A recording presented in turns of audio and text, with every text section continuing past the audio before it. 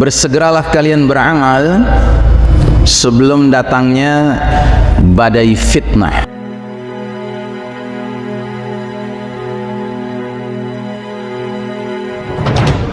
Suatu ketika Nabi kita Muhammad sallallahu alaihi wasallam bersabda, "Badiru bil a'mali fitanan ka qita'il lailil muslim. Yusbihu ar-rajulu mu'minan wa yumsi kafiran, aw yumsi mu'minan wa yusbihu kafiran, yabi'u dinahu bi'aradin minad dunya." Artinya, bersegeralah kalian beramal sebelum datangnya badai fitnah. Bukan fitnah, tetapi badai fitnah. Fitnah yang banyak sekali, sehingga menjadikan dunia seperti sepotong malam yang gelap gulita. Di masa itu, seseorang di pagi hari masih mukmin, masih beriman, sore harinya menjadi kafir.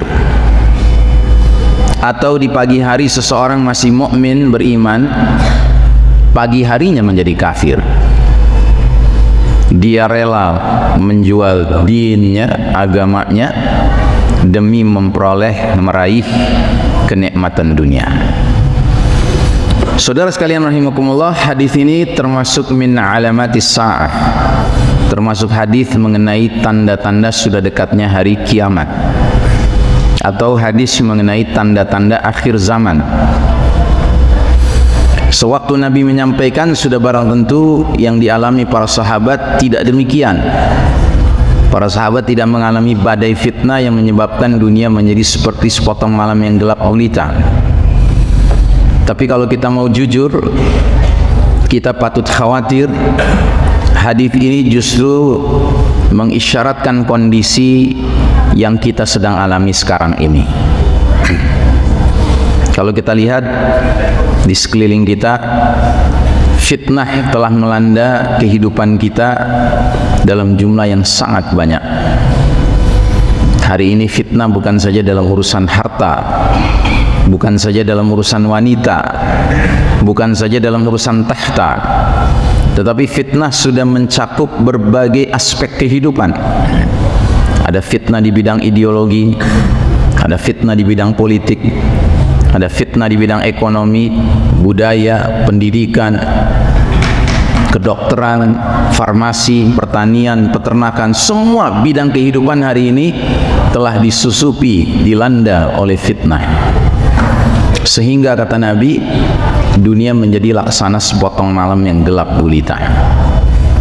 Dan memang hari ini kita merasakan kegelapan itu, sekalipun makna gelapnya bukan gelap secara harfiah, tetapi gelap secara kiasan. Kita dikepung oleh nilai-nilai gelap, Pak. Nilai-nilai terang itu sedang terkurung. Yang ramai, yang semarak adalah nilai-nilai gelap. Contoh, kalau kita bertanya, mana hari ini yang lebih merebak? Adakah ketaatan ataukah kemaksiatan? Saya kira semua kita sepakat, yang lebih semarak sekarang adalah nilai gelap kemaksiatan. Sedangkan nilai terang ketaatan sedang tersembunyi, sedang tidak tampak. Atau kita ambil contoh lain, mana yang lebih semarak sekarang? Nilai-nilai ma'ruf atau nilai-nilai mungkar? Saya kira kita sepakat, nilai mungkar lebih ramai hari ini dijumpai daripada nilai ma'ruf. Lebih jauh lagi kita bertanya, mana yang lebih ramai hari ini? Nilai-nilai keadilan ataukah nilai-nilai kezaliman? Kita tidak bisa pungkiri, hari ini nilai-nilai gelap kezaliman begitu dahsyat melanda di sekitar kita, sehingga hampir setiap hari kita harus mendengar berita yang menyayat-nyayat rasa keadilan kita. Sebagai contoh yang baru-baru ini terjadi pada skala nasional di negeri ini, ada seseorang yang melakukan pembunuhan terencana Dan ketika sudah masuk ke pengadilan, sudah banyak rakyat yang menduga kuat, ini akan dihukum mati ini orang. Dan benar, keluarlah vonis dari hakim, hukuman mati. Tapi tiba-tiba ada aturan baru bahwa orang tidak boleh dihukum mati sebelum diuji coba dulu 10 tahun. Kira-kira dia bisa bertaubat atau tidak. Ini aturan dari mana? Karenanya dalam Al-Quran, hukum itu min hukmillah, termasuk di antara hukum Allah Ta'ala. Allah jelas-jelas menyatakan dalam berbagai kesempatan, al-anfu bil anfi, wal udhunu bil udhuni, was sinna bis sinni, wal nafsu bin nafs. Hidung dibalas hidung, telinga dibalas telinga, gigi dibalas gigi, nyawa dibalas. Jadi hukum pembunuh terbukti telah melakukan pembunuhan, lalu dia harus mati, nyawanya juga harus dicabut. Kecuali kalau keluarga korban merelakan untuk tidak dicabut nyawanya asalkan membayar diat, itu bahagian dari hukum Allah yang mustahil mengandung kezaliman. Tetapi hari ini hukum mati ini digambarkan sebagai hukum yang tidak sesuai dengan hak asasi manusia. Karenanya harus ada catatan. Jadi saudaraku rahimakumullah, hari ini kegelapan meliputi kehidupan kita. Yang lebih mengkhawatirkan lagi, kemudian Nabi melanjutkan bahwa di era badai fitnah itu, di mana ketika kegelapan itu melanda, maka akan muncul fenomena yusbihur rajulu mu'minan wa yumsi kafiran. Seseorang pagi hari masih beriman mukmin, sore harinya menjadi kafir. Atau sebaliknya kata Nabi, yumsi mu'minan wa yusbihu kafiran. Di sore hari seseorang masih beriman mukmin, pagi harinya menjadi kafir. Jelas tegas Nabi menggunakan kalimat pagi beriman, sore kafir, sore beriman, pagi kafir. Nabi tidak menggunakan kalimat pagi berbuat baik, sore berbuat buruk. Bukan. Perbandingannya bukan antara amal baik dengan amal buruk, Pak. Tapi antara seseorang paginya masih beriman, sorenya kafir. Ini jelas pilihan kata ini bukan sembarangan, bukan main-main. Dan memang realitas dunia hari ini menunjukkan bagaimana umat Islam hari ini ditawarkan berbagai jebakan-jebakan syaitan yang kelas dosanya bukan sekedar dosa kecil, as-saghair, bahkan bukan dosa besar, al-kabair. Dosa besar itu al-kabair, tapi bahkan dosa yang paling mengkhawatirkan, yang para ulama menyebutnya sebagai dosa nawaqidul iman, dosa yang jika dikerjakan seorang mengaku muslim maka batal imannya, Pak, hilang imannya. Dengan kata lain, dia terjerumus ke dalam dosa murtad. Dan kemurtadan yang dimaksud bukan kemurtadan yang gampang dideteksi, Pak. Kalau ada orang muslim tertarik dengan ajakan para juru dakwah agama lain dan akhirnya dia keluar dari Islam, ini murtad yang jelas, Pak. Tapi yang repot adalah hari ini banyak jebakan-jebakan syaitan yang menyebabkan seorang muslim terlibat dalam dosa murtad yang tanpa dia sadari. Kami kasih contoh. Hari ini ada sebuah ajaran faham yang sengaja disebarluaskan oleh penguasa dunia hari ini, dan kita harus ingat, Pak, penguasa dunia hari ini bukan orang beriman. Sudah 100 tahun lebih Allah Ta'ala menguji kita umat Islam dengan posisi kalah. Kita umat Islam sedang kalah sekarang, dan Allah berikan kejayaan kepada pihak lain sejak tahun 1342 Hijriah, sejak tahun 1924 Masehi. Siapa yang memimpin dunia sekarang? Sekarang yang memimpin dunia adalah Barat. Barat itu Eropa dan Amerika, Pak. Eropa dan Amerika merupakan the Judeo-Christian Society, masyarakat yang Nasrani, Pak. Mereka kafir, Pak. Dan Allah abadikan dalam Al-Quran bahwa mereka punya ambisi. Apa ambisi mereka? Allah nyatakan dalam surat Ali Imran ayat 100, Ya ayyuhalladzina amanu in tuti'u fariqan minal ladzina utul kitaba yaruddukum ba'da imanikum kafirin. Artinya, hai orang-orang beriman, jika kalian mengikuti sebagian dari orang-orang yang diberi kitab, maksudnya ahli kitab di Nasrani, niscaya mereka akan mengembalikan kalian menjadi orang kafir setelah beriman. Jadi yang memimpin dunia sekarang ahli kitab ini, Pak, mereka bikin program-program untuk memastikan umat Islam jika mau mengikuti program itu, mereka bukan sekedar dosa kecil, bukan dosa besar, tetapi dosa murtad, Pak, keluar dari agama Allah, dan seringkali murtadnya tanpa sadar. Salah satu contohnya adalah program penyebarluasan faham pluralisme. Hati-hati saudara-saudaraku rahimakumullah.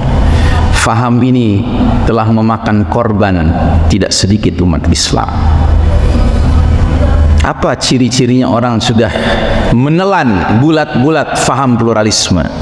Cirinya adalah dengan ringannya lisannya berkata, semua agama baik, semua agama sama, semua agama benar.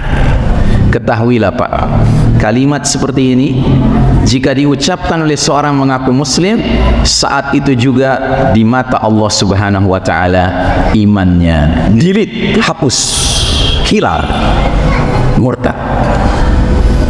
Karenanya kalau ada di antara kita yang duduk di majelis salat Jumat hari ini di masjid ini pernah mengucapkan kalimat ini, fatubu ilallahi taubatan nasuha, bertaubatlah kepada Allah dengan taubatan nasuha.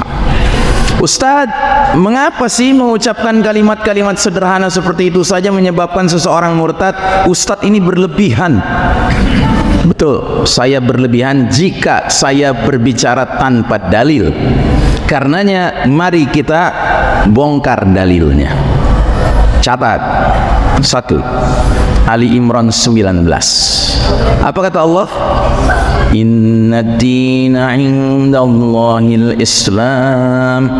Sesungguhnya agama yang Allah ridhai di sisinya hanyalah Islam. Masa seorang muslim sudah membaca Al-Quran, sudah pernah ketemu ayat ini, lalu dia masih juga menawar-nawar dengan mengatakan, ah, enggak juga lah, Allah enggak mungkin hanya ridho dengan Islam sebagai agama. Buktinya apa? Tetangga kanan rumah saya bukan muslim, tapi baiknya luar biasa sama saya. Setiap masak istrinya mesti sebagian makanan dikirim ke rumah kami. Sementara tetangga kiri rumah kami muslim, jenggotan segini, anggota partai Islam, koruptor. Enggak lah, agama mah baik-baik semua, Pak, tergantung oknumnya. Ada ucapan seperti itu pernah didengar? Ketahuilah, Pak, ucapan seperti ini berbahaya dari segi akidah, ya. Sebab Allah tidak mengatakan sesungguhnya agama yang Allah ridhai salah satunya Islam. Bukan salah satunya, Pak, hanya Islam. Tidak puas dengan ayat itu, silahkan catat ayat berikutnya. Ali Imran juga ayat 85. Apa kata Allah? Wa may yabtaghi ghairal islami dinan falan yuqbala minhu wa huwa fil akhirati minal khasirin. Dan barang siapa mencari agama selain Islam, maka tidak akan diterima darinya agama itu, dan dia di akhirat kelak nanti akan tergolong orang yang merugi. Apakah kalimat ini sulit difahami, Pak? Sehingga seseorang masih mau tawar-menawar dengan Allah Ta'ala dan merasa dirinya sebanding dengan Allah, bahkan lebih cerdas daripada Allah, sehingga mengatakan, enggak, semua agama baik, semua agama sama, semua agama benar. Na'udzubillahi min dzalik. Satu lagi ayat biar witir jadi 3. Surat Al-Hijr ayat 2. Apa kata Allah dalam ayat ini? Rubbama yawaddul ladzina kafaru law kanu muslimin. Kelak di akhirat nanti seringkali orang-orang kafir itu berkata, aduhai alangkah baiknya seandainya dahulu kami menjadi muslim. Ini adalah kalimat penyesalan kaum kafir di akhirat nanti. Dan terutama penyesalannya karena apa? Karena sewaktu di dunia he has made the wrong choice of religion. Dia telah memilih agama yang keliru dalam hidupnya. Jelas Pak? Nah, jadi saudaraku rahimakumullah, sebagai penutup, khatib ingin bertanya dan tidak perlu dijawab karena ini bukan tanya jawab. Jika ada orang mengatakan Islam agama paling benar, adakah kalimat itu benar atau salah? Jawab, salah. Tidak ada ayat dari Allah, tidak ada hadis dari Nabi yang mana mengatakan Islam agama paling benar. Yang ada adalah ayat sebagai berikut. Catat At-Taubah ayat 33. وَالَّذِي أَرْسَلَ رَسُولَهُ بِالْهُدَى وَدِينِ الْحَقِّ لِيُظْهِرَهُ عَلَى الدِّينِ كُلِّهِ وَلَوْ كَرِهَ الْمُشْرِكُونَ. Dialah Allah yang mengutus Rasulnya Muhammad sallallahu alaihi wasallam dengan membawa petunjuk Al-Quran dan dinul haq, agama yang benar, al-Islam, agar Allah menangkan Islam di atas segenap agama lainnya sekalipun kaum musyrikin tidak menyukainya. Jadi dalam ayat ini Allah jelas menyatakan Islam itu agama yang benar. Allah tidak mengatakan agama paling benar. Kalau Allah mengatakan Islam agama paling benar, berarti kita juga boleh menganggap agama lain benar, tapi kurang benar. Sementara Allah minta kita nyatakan Islam itu dinul haq, agama yang benar. Yang berarti agama lain apa Pak? Simpulkan sendiri. Aqulu qawli hadza fastaghfirullah li wa lakum innallaha huwal ghafurur rahim. Alhamdulillah.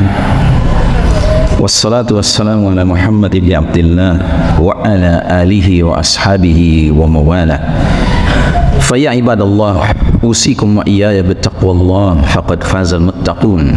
Wa qala Allah Ta'ala fi kitabihil karim ba'da a'udzubillahi minasyaitonir rajim, ya ayyuhalladzina amanu taqullaha wa qulu qawlan sadida yuslih lakum a'malakum wa yaghfir lakum dzunubakum wa may yuti'illaha wa rasulahu faqad faza fawzan 'azima. Amma ba'd. Sidang Jumat rahimakumullah, untuk menegaskan kembali yang kita bahas tadi, khatib menambahkan satu ayat lagi, yaitu surah Al-Baqarah ayat 109. Allah berfirman, wadda katsirun min ahlil kitabi law yaruddunakum min ba'di imanikum kuffaran hasadan min 'indi anfusihim min ba'di ma tabayyana lahumul haqq. Banyak di antara ahli kitab kaum Yahudi Nasrani menginginkan sekiranya mereka dapat mengembalikan kalian umat Islam setelah kalian beriman menjadi kafir kembali, karena rasa dengki dalam diri mereka setelah kebenaran jelas bagi mereka. Jadi saudaraku rahimakumullah, sadarilah kita bukan sedang menjalani zaman yang boleh tenang-tenang saja Pak, karena zaman ini Allah sedang memenangkan kaum Nasrani memimpin dunia, sedangkan mereka dengan segala kecanggihan sains dan teknologi yang mereka kuasai, mereka sebar berbagai upaya memurtadkan umat Islam. Dan salah satunya yang kita sudah bahas agak dalam pada khutbah Jumat kali ini adalah faham pluralisme. Hati-hati dengan faham ini. Dan sebagai kesimpulan terakhir kami ingatkan, sekalipun seorang muslim mukmin sudah yakin Islam agama benar satu-satunya, agama lain batil Pak, ini bukan alasan kita boleh berjalan di tengah umat manusia dengan membusungkan dada. Kenapa? Karena yang Allah katakan benar, sempurna adalah agamanya. Sedangkan kita bukan agamanya Pak. Kita ini hamba-hamba Allah. Kita ini penganut Islam. Kita ini muslim. Yang namanya muslim penganut Islam itu manusia Pak. Manusia kadang-kadang bisa benar, kadang-kadang bisa salah. Tapi yang sempurna adalah agamanya, Islam Pak. Ya, tolong bedakan ini supaya kita tidak kemudian menjadi orang-orang yang arogan berjalan di tengah umat manusia yang beraneka ragam agama dan keyakinan. Tapi itu bukan beralasan kita kemudian boleh tawar-menawar dengan Allah Ta'ala dan tidak mau yakin bahwasanya al-Islam wal haq, Islam satu-satunya kebenaran dari Allah Ta'ala. innallaha wa malaikatahu yusholluna 'alan nabi ya ayyuhalladzina amanu shallu 'alaihi wa sallimu tasliman.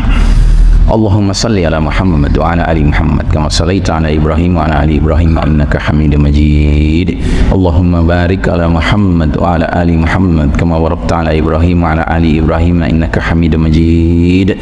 Allahumma ighfir lil muslimin wal muslimat wal mu'minin wal mu'minat al-ahya'i minhum wal amwat ya sami'un qaribun mujibud da'wat ya qadiyal hajat.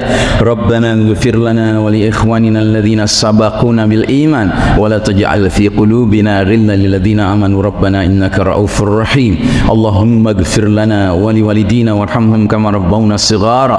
ربنا هب لنا من أزواجنا وذرياتنا قرة أعين واجعلنا للمتقين إماما.